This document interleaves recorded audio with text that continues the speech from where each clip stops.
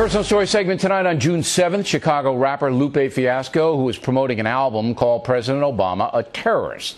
Now, we're used to irresponsible statements from rappers, but that's really over the top. So I invited Mr. Fiasco on The Factor to discuss it.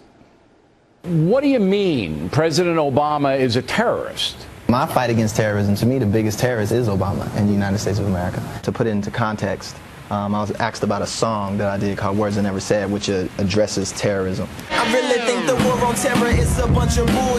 Just a poor excuse for you to use up all your bullets. So the statement that I made, which was, I believe that the biggest terrorist, Obama, and the United States of America, and its foreign policy.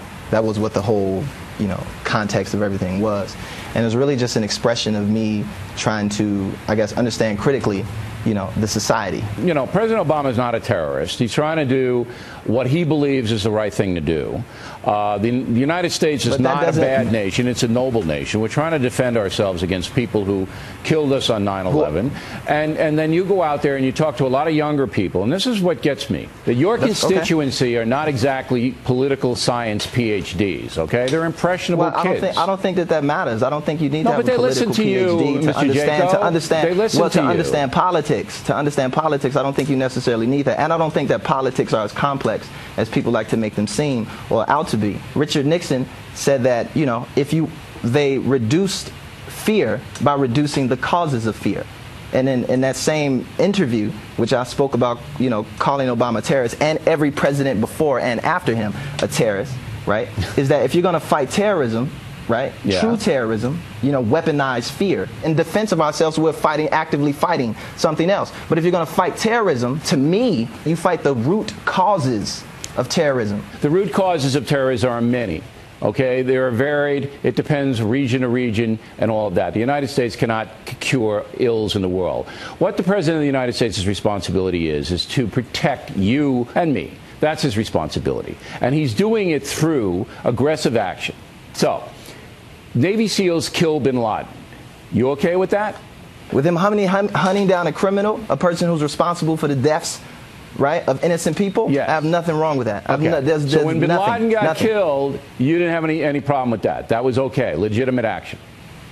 You know what I had a problem with? The war in Afghanistan. Okay, you have a problem with the war in Afghanistan. Let me finish. The point of the war of Afghanistan was supposedly to go in and find bin Laden. Right. Well, but in the interim of that, 9/11. Mr. Jaco, right? Osama bin Laden. What you just said is fallacious. That means it's wrong. It's not fallacious at all, yes, sir. It's not wrong. It's not wrong. The point and the purpose of why are we in Afghanistan if it wasn't to hunt down Al Qaeda and the terrorist network, sir? Because it definitely wasn't for any other reason. No, that's wrong. I will answer it. The reason we went to Afghanistan was to deprive Al Qaeda of its sanctuary. We removed the Taliban government when they wouldn't crack down on Al Qaeda. Now, to get bin Laden, that was another part of the operation. Okay, but it's a part of the operation, sir. It's not separate. But that doesn't negate it. That doesn't take it away from the purpose of it just because it was another part, sir. It's in the same. To the war.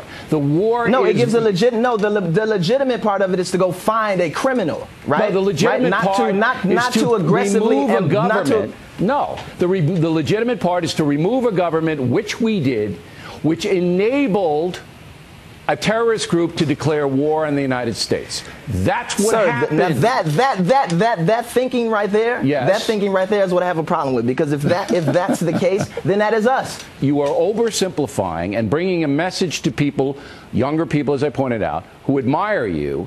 That is a message that is not true. So to say that the President of the United States of America, all of them, not just Obama, because I'm not trying to undermine him, and him being a terrorist is just one label. He's many things. Like you said, he's a protector, he's a father, he's a midst of other things. Me just recognizing that one particular attribute of him is not me trying to undermine him or undermine my constituency or spread lies or spread rumors for the sake of anybody. I don't really care about the GOPs or the Democratic Party. My point is the people and giving the people the truth. You're misleading so with that said, our president, I'm not misleading the people, sir. You are misleading them. The President of the United States of America is the commander-in-chief of our armed forces. So okay. it's not a lie, as you say. Basically, the entire U.S. government and the military attached to it is a fiasco. If you do want to change the name of the show to the Fiasco Factor, right. you know, we'll definitely license the name out to you. I'll even do it for free and just take do the I have to wear the glasses if I do that? Do I have to wear the glasses? Because it's daytime.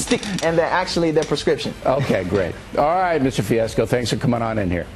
I appreciate you, Mr. O'Reilly. Have a